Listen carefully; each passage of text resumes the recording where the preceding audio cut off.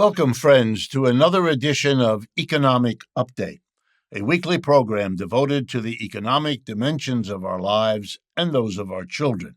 I'm your host, Richard Wolff. I want to quickly remind you that Charlie Fabian is available if you have suggestions and ideas for our programs. You can reach him at charlie.info438@gmail.com. And I also want to remind you about our new book, Understanding Capitalism, available via our website, which you know.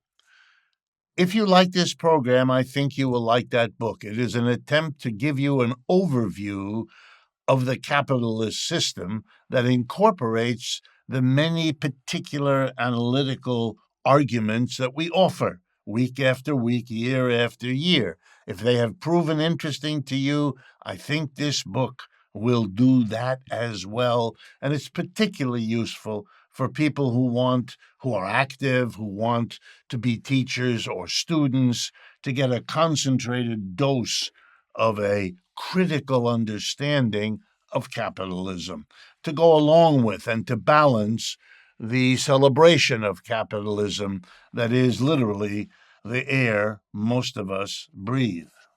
Okay.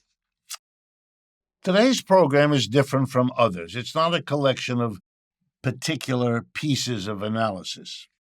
It's rather an attempt to respond to what a great many of you have asked: an assessment of the economics of the election, of the Trump versus Harris effort that is now coming to a head, and where you have asked me to talk about what the differences are, what their economic programs look like, what we can or should expect.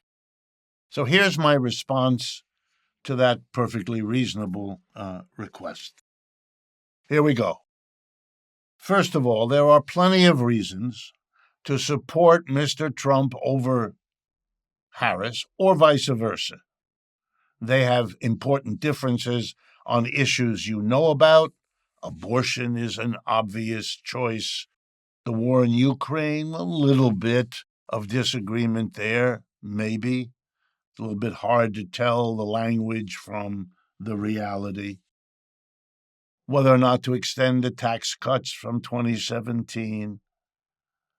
How harsh to be on who might be an immigrant, and so on. There are the traditional Republican versus Democrat tendencies, the Republicans generally favoring the employers, and the Democrats generally the employees, with lots of exceptions and lots of crossovers, I know.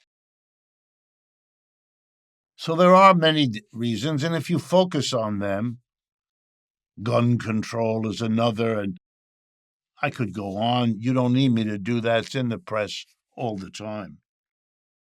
But the question is, do they really differ on the basic contours of the United States economy and of the position of the United States in the world economy? Look, these are very important matters. The basic economics of the United States is going to impact you, me, your family, my family, right on down the line in every community of this country. Crucial. As important or more important than anything else, I'm happy to say. So we ought to be able to say, here is a clear difference between them on the economy. Now, how would we go about doing that? Well, we might ask them, and they certainly offer to do it, to give us a straight story about how they see the condition of the U.S. economy today, because out of that will come their proposal for what's a problem and what needs the action that they would do if they were elected. That'd be a reasonable way to go about this. Well, how do you evaluate an economy? Do they do that? Let alone give us a program for where to take the economy they evaluate. And the answer is, for both of them, no, they don't. What do I mean? To evaluate an economy is to take a look at the whole thing, which is complicated to do. I'm going to give you a metaphor I often use that works. The metaphor is this, that an economy is like the human body. If your body hurts you somewhere, your leg, your arm, your hair, you will eventually, if it doesn't go away, and if you can't self-manage your problem, you will go to a doctor, a specialist who will answer the question, "What's wrong, doc?" by doing a whole host of examinations. Your temperature, your blood, your urine, inspecting your face, checking your limbs, maybe doing a CAT scan, maybe doing x-rays. There's a battery of tests to begin to give the doctor a comprehensive sense of what your ailments are. If all the doctor did was to take your temperature and then tell you either it's good news or it's bad news, you would be smart to get a different doctor. This doctor isn't doing the proper job. If he tells you you're fine, it's 98.6, well, that's very good news, but do you really want to rely on it? Now, why am I telling you this? Because neither Mr. Trump nor Ms. Harris nor their advisors are doing any of this. They're not good doctors. They're not giving you an evaluation. Ms. Harris clearly believes she has to defend the record of the Democrats in office, Mr. Biden as president, over the last 4 years. So she cherry picks tests that make it look like the economy's doing well.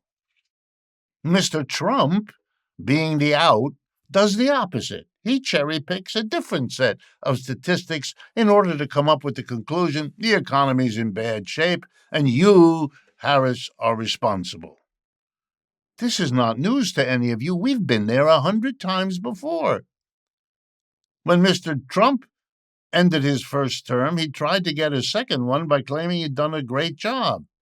He cherry-picked then to make it look like he had done a good job, the way he's cherry-picking now to make it look like Biden didn't. And the Democrats do the reverse. That's why so many Americans don't listen anymore. Why should they? It's a little bit like advertising. We all know that the advertiser of something that we're thinking of buying is only going to tell us everything good they can think of about this thing, so lopsided that we wonder even if they're true or just made up. The advertiser doesn't think it's his job to give you a balanced view of the pluses and minuses, of the strengths and weaknesses. Neither does Mr. Trump when he tells you about the economy, or his people do, nor Harris or her people do. So it's left to people like me, people who are not paid by, partisans for either of the two, who are giving you such an lopsided, advertising-like hustle instead of an analysis. You have to get another doctor. Okay, so here are, for me, the key things about the U.S. economy right now. We have an absolutely extraordinary degree of inequality. Let me give you just one idea about this. At the end of World War II, roughly 75 years ago, the United States had a smaller gap between the richest and the poorest than any of the major economies of Europe. We were less unequal than they were. Now, 75 years later, the roles have been exactly reversed. We are the most unequal, more than Britain, France, Italy, Germany, or any of the others. All right, that's a profound change. You may enjoy looking at the antics of Jeff Bezos or Elon Musk or any of the billionaires trying to outdo one another and who gets to be a trillionaire first. But you know they are light years from you. You have no relationship to them. They can do things that hire a fire. Mr. Musk is funding Mr. Trump in a way that I'm not aware anybody has ever funded a presidential candidate before. $1 million a day for this, $45 million a month for that. And my guess is Kamala Harris has rough equivalents on her side, although they're not so much in the public eye.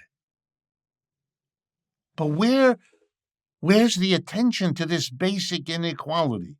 The answer, there isn't any. Mr. Trump doesn't say anything about it. Kamala Harris says very little. And what she proposes, a slight increase in taxes for people making over $400,000, giving $25,000 to new families who want to own a home for the first time. These are perfectly nice, positive, but they're small potatoes against what I just told you. Here's a second major problem of our economy. It's instability. We go from pillar to post. In the last 4 years, we've had a serious crash, 2020, 2021. We've had a really serious inflation. Now we're worried about unemployment rising into a recession. We have an unstable economy. The joke I've made periodically on this program, I can repeat. If you lived with a person as unstable as capitalism, you would have moved out long ago. It's a problem to have an economy. It's not enough to have the head of the Federal Reserve pat himself on the back that he's doing something about the inflation. It took a while, but yeah, but the charter of the Federal Reserve that you're the head of, sir, is not to have an inflation, not to be all goody-goody about bringing it down. You weren't supposed to have it. And we're not supposed to have millions of people unemployed, which we do all the time and right now. Where's the proposal from Mr. Trump? There isn't any. Where's the proposal to deal with this instability from Ms. Harris? There isn't any. They're not dealing with these issues. They're not dealing with the fundamental problems of our economy. They're not offering us a program for how to deal with them because they don't deal with them. Yes, they have this idea. Mr. Trump wants to give a tax break to tip income. Okay, very nice. I'm not going to comment on it because it's like being told you have a cancer and your response is, yes, do I use red or blue Band-Aids for that? No. The Band-Aids are great. I'm glad they are there. You should have some, but they're not adequate to what we're talking about, sir. We're not going in that direction. I'm not going to answer your question.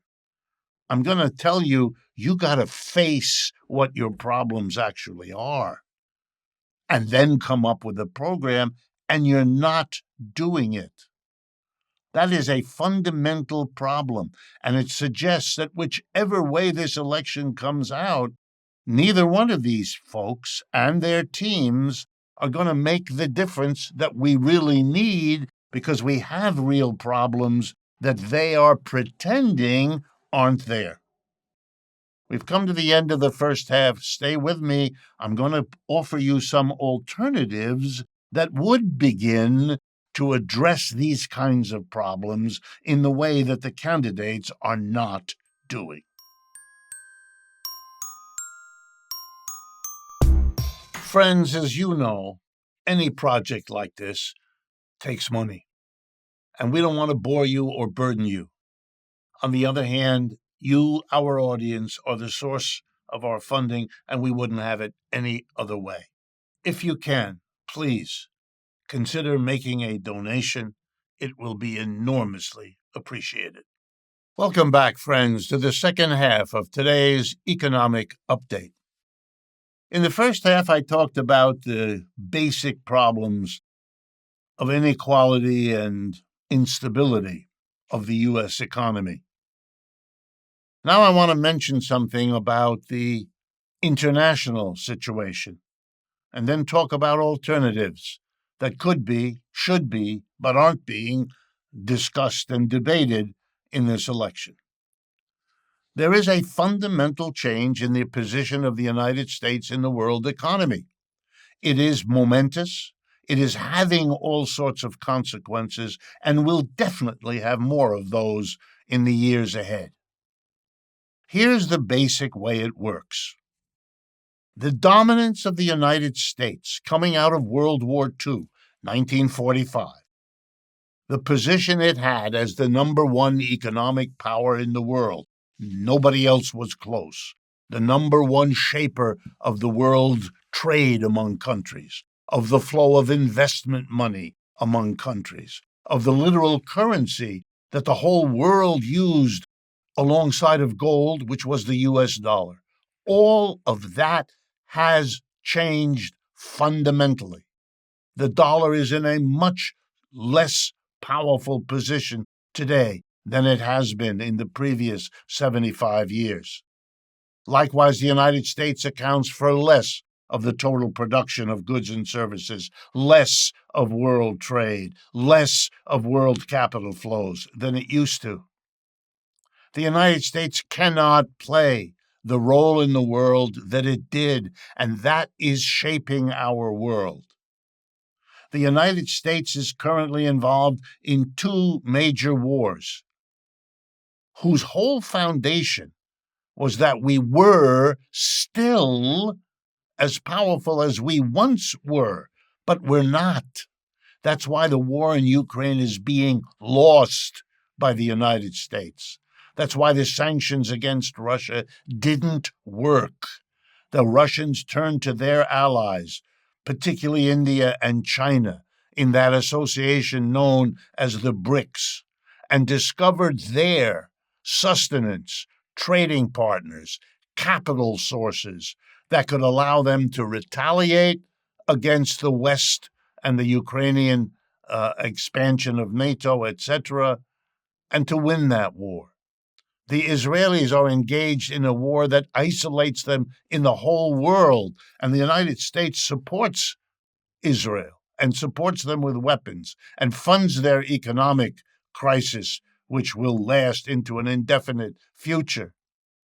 But these are efforts by the United States acting as though it is still what it once was, but is no more. What do the candidates have to say about the reduced status of the United States? Answer: nothing. They instead pretend that none of this has happened, that China isn't the economic powerhouse in the world that it is, that it isn't drawing to itself more and more countries that are leaving the orbit of the United States. Everyone in the world sees it. Everyone in the world is adjusting to it. The United States is pretending that this is not going on, and these two candidates in this election are sustaining the pretense. That's why they have nothing to say about it. They talk in abstract terms about self-determination, or countries shouldn't invade others. These abstract principles that have very little to do with what's going on here. This isn't about principles. This is about a change that is altering the way the world works. It's going to affect the prices we pay, the markets we do or do not have. This is crucial. And yet in this election, silence. Then there's the bizarre, and I mean bizarre, way we arrange our finances. Here in the United States, we have politicians who face two big audiences. corporations and the rich on the one hand, top 10% of our people, and the mass of our population, the other 90% over here. The top 10% say to the politicians, we don't want to be taxed, but we want you to do a lot of things for us. For example, the United States government maintains over 700 military bases around the world. That came out of World War II. That's more of this effort to pretend we can still do in the world what we once could do, but we can't. Wow. And they don't want to be taxed for it. They push the taxes onto the rest of us. But we can't pay taxes anymore, and we're enraged when we're confronted with it. So neither the Republicans nor the Democrats dare tax us. Meanwhile, we want them to do things for us. We need it. Our position in the world is shrinking. We're spending more. Look at the money for Ukraine. Look at the money for Israel. We are spending to sustain the illusions. And where's the money going to come from if nobody wants to be taxed or no one will tolerate it? They have a solution. It is, of course, no solution. It's more fakery. It's called borrowing. So the federal government spends the way we all want it to, but doesn't tax us. Well, how do you spend if you don't raise enough money in tax? You borrow. Well, who does the government borrow from? Mostly from corporations and the rich. And you know why they lend to the government? Why they even can? Because they didn't get taxed. What the government is doing is saying you don't have to pay tax, you corporations and the rich. They pay, for example, much less today than they did in the 1960s and 70s. Do we need them less? No. Do they have some excuse for this? No, they just don't want to pay. So we say, okay, you don't have to pay, lend it to the government instead. The little detail about that is, well, if the government borrows, you and I, the mass of people, will have to pay the taxes in the future to pay them back and to pay the interest every year that they get for lending money to the government. So in the end, we are being taxed more. It's being stretched out on us and our children and their generations, but we're still being squeezed to pay. This year, we will pay as a government almost as much in interest to the rich as we spend on military. What happens to the rest of us? More and more we pay taxes, less and less we get. Our schools are in trouble. Our infrastructure, we know, is in trouble. Come on. This is not working out well. And there are alternatives. You don't have to borrow if you tax corporations and the rich. Just go back to what it was in the 60s and 70s, not even asking for more. Do that, and it would transform our economy. That would be a real idea. That would be a proposal. Here's another one. A New Deal. Everybody who's an American citizen gets a job by right. If you don't have one now, you go to this government office. The unemployment office will become the employment office. Everybody gets a job. You either get a job in private industry, that'd be our first choice, or the government itself will put you to work the way we did in the 1930s to millions of workers. We can do that again. We can make beautiful parks, and we can take care of our elderly, and we can provide daycare, rational, important contributions to our society that will put all of those people to work. And so there'll be no one worrying about immigrants anymore because they won't be taking your job. You've got a job, and no immigrant can ever take it from you. There was a mythology anyway, but we can put it all to rest. We can have a rule which says you don't have to fight new technology. If there's a new technology in your industry and it makes your job no longer needed, don't you worry. We're committed to having you have an income and finding you another job. That will be a responsibility of the society, right alongside the responsibility to give your child an education from kindergarten through the 12th grade, etc., and giving you a park where you can have a picnic and making sure your water and air are clean. You know, we will make a decent society. We'll put people to work. We can deal with the basic problems. There won't be an up and down. You know how we'll control prices? By controlling prices.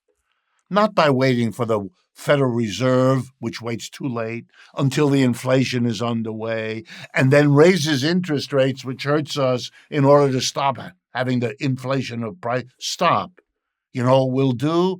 We'll do what Richard Nixon, the conservative president, did in 1971.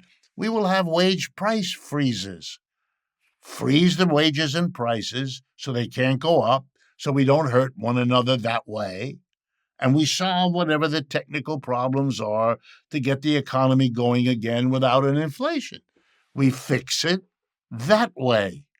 We can do these things, solve many of our basic problems, if we admit them.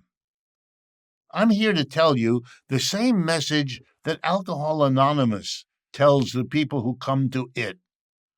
The first step on recovery is to admit that you have something to recover from.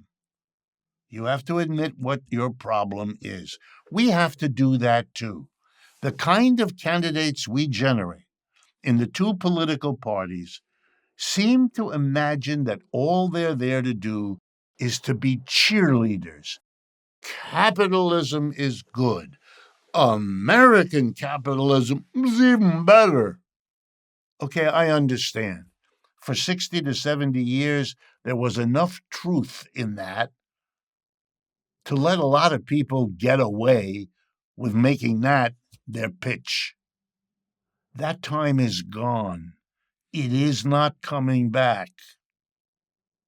Like every other empire, the American empire was born, grew, evolved, developed, peaked, and then faded away.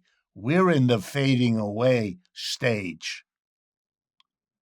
We need leaders who understand that and who work out with us as people a way to accomplish that without war, without desperate efforts to hold on to an empire that is over. There's still a chance that the rest of the world, and here I'm thinking particularly of China and India and Brazil and all that, let's work out an adjustment of the world as they come up into a place of enjoyment and standard of living that we've already had. There has to be an accommodation. It will happen one way or another. It could happen in a good way, in a successful way, if we face the problem, if we admit that capitalism is a system that, like the American empire, has had its day. We can do better. We don't have to have a tiny group of people making the decision in every enterprise. We can work cooperatively. And we better, because that is the future. That is the way we will move into a better universe than the one we've left behind. And that's the best thing about humans. They're always trying to do better. It's one of the great things about us as a species. And here's a moment where we have to do it. We cannot continue to live in a world of make-believe. It's becoming way too dangerous. Thank you for your attention. I hope this has been of interest in terms of the election. And as always, I look forward to speaking with you again next week.